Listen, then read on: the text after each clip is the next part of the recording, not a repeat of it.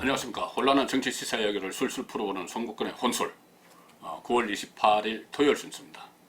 오늘 토요일은 또 대한민국이 둘로 쪼개집니다. 제 뒤로 보이는 이 광화문 광장에서는 조국 법무부 장관 또 문재인 정권을 규탄하는 대회가 대규모로 열리게 됩니다. 그리고 서초동 법원 앞에서는, 법원 검찰 앞에서는 검찰을 성토하는 친문 시위가 벌어집니다. 집회가 벌어집니다. 그런데 이번에는 아무리 대한민국이 그냥 둘로 쪼개지는 것이 아니고 정말 검찰청 앞에서 시위를 벌이는 시위대는 조금 국민들의 정서와는 동떨어져 있는 것 같습니다.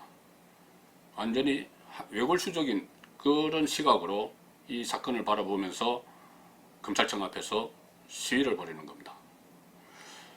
결국은 어느 쪽이 정당한지는 조금 시간이 흐르면은 알게 될 것 같습니다.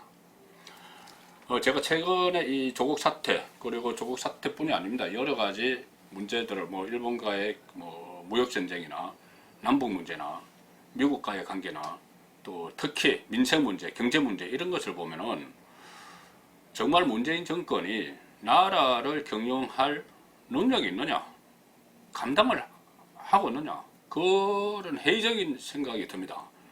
그런 모든 것에 대해서 무능력한 이 정권, 저는 역대 최악의 정권이라고 저는 감히 봅니다. 제가 정치부 생활을 시작한 것이 노태우 대통령 때부터입니다.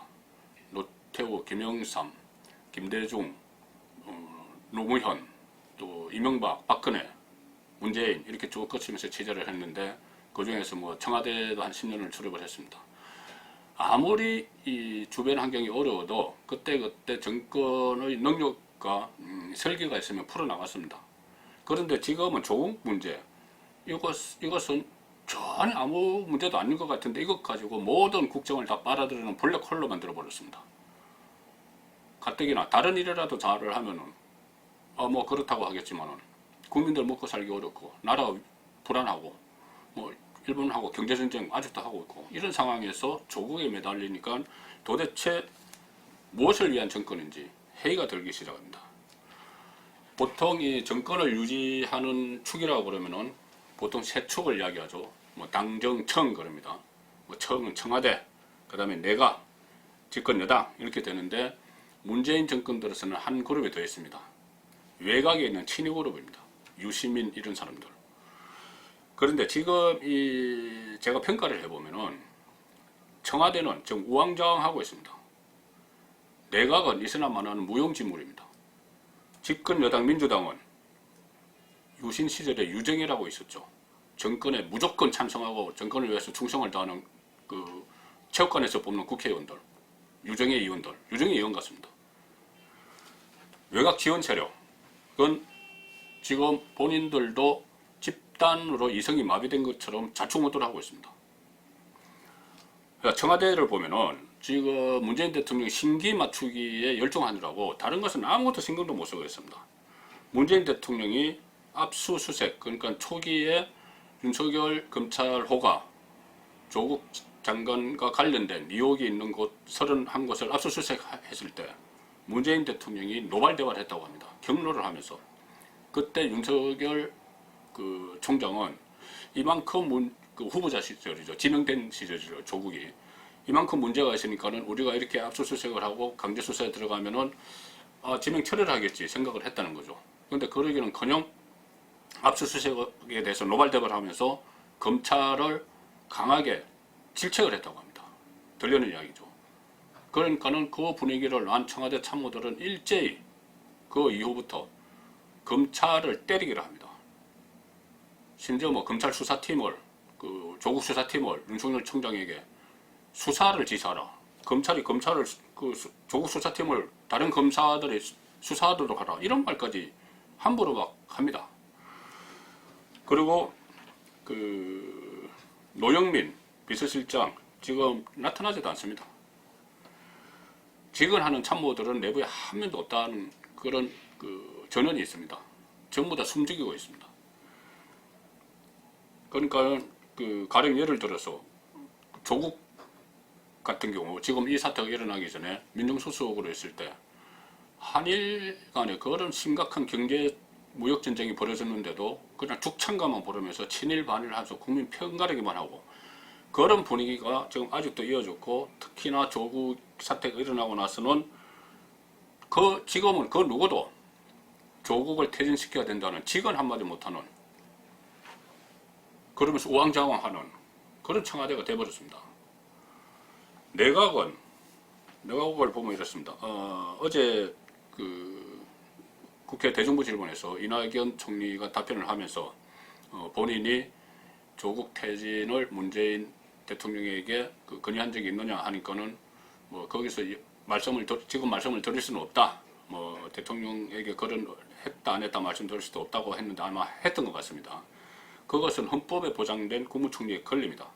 헌법 87조를 보면은 국무총리는 국무위원 해임을 대통령에게 건의할 수 있다 이렇게 되어 있습니다.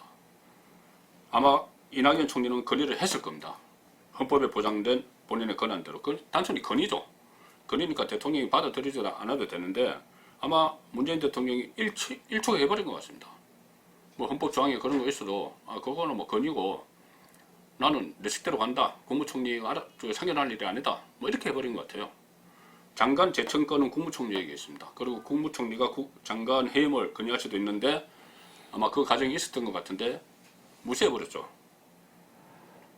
또 이낙연 총리는 국회에서 조국 장관이 압수수색 검사에게 전화를 건네대서 적절하지 않다 이렇게 좀 질책을 했지만은 질책을 하고 또 조국 장관이 앉아있는 그 자리에서 국회 본회의장에서 우리 사회에 대해서 많은 혼란을 줬다. 좀 가치관을 혼란스럽게 했다. 이렇게 질책도 했습니다. 그렇지만 그 누구도 귀담아 듣지 않습니다. 내가 국무총리가 하는 말에 대해서 청와대 출신 귀담아 듣지도 않죠. 그러니까 내각이 무용지물이 되어버렸다는 겁니다. 집권 여당 민주당은 이해찬 지도부가 총출동을 해서 조국 구하기에 나서 있죠. 회개한, 그러니까 제가 계속 말씀드리는 것이지만은 어떤 검찰 수사의 본질을 생각하지 않고 왜 조국이 그렇게 됐는지는 전혀 이야기하지 않고 왜 이 피의 사실이 공표가 되느냐, 뭐 통화한 내역이 조국과 검사가 통화한 내역이 통화한 걸 어떻게 알았느냐 이 이야기만 하고 있습니다. 그러니까 과거 유정의 같은 스타일을 보이는 것이죠. 정권의 일이라면은 본인들은 아무 생각 없이 그냥 정권 뜻에만 따라서 그냥 뭐 매몰돼서 금배지라는 거 다 망각하고 그렇게 가고 있습니다. 그러니까 심지어는 집권 여당이면서 뭐 검찰을 고발을 하겠다 이런 황당한 발상까지 하기도 하는 거죠. 또 하나 제가 축을 이룬 것이 외곽 지원 세력이라고 그랬는데, 외곽 지원 세력은 뭐 더 이상 말씀드릴 필요도 없이 유시민, 공지영 뭐 이런 여러 사람들이 궤변, 말도 안 되는 말을 늘어놓으면서 조국을 지키려고 하고 있습니다. 도대체 조국을 왜 지켜야 되는지 그 부분들이 본인들은 알지 모르겠지만 국민들은 전혀 모릅니다. 그리고 또 친문 네티즌들은 이 문재인 정권이 들어서는데 결정적인 역할을 했고, 또 정권이 들어선 이후에도 수시로 여론조작을 했습니다. 여론조작하면서 유리한 쪽으로 무조건 끌고 갔습니다. 지금도 친문 네티즌들은 여론조작에 열중하면서 포털 사이트에 실시간 검색 순위 올리는데 거기만 혈안이 되어 있습니다. 이런 식으로 하니까 나라가 잘 될 리가 없죠. 당정청, 그 다음에 외곽에 있는 지원 세력까지 이렇게 뭐 우왕좌왕하고 무용지물처럼 행동하고 뭐 유정회처럼 하고 자충우돌을 하니까는 나라가 제대로 될 리가 없습니다. 그러니까 그것을 총체적으로 관리 못하는 건 대통령 책임이죠. 문재인 대통령 책임입니다. 감당을 못하는 겁니다. 그리고 그 모든 것을 압축적으로 보여주는 것, 이 정권이 무능하고 무책임하다는 걸 보여주는 것이 조국 사태입니다.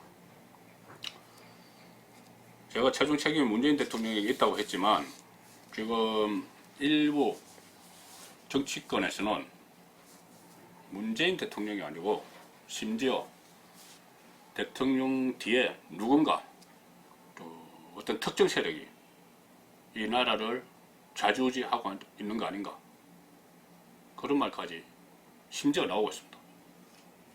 송군의 혼술이었습니다.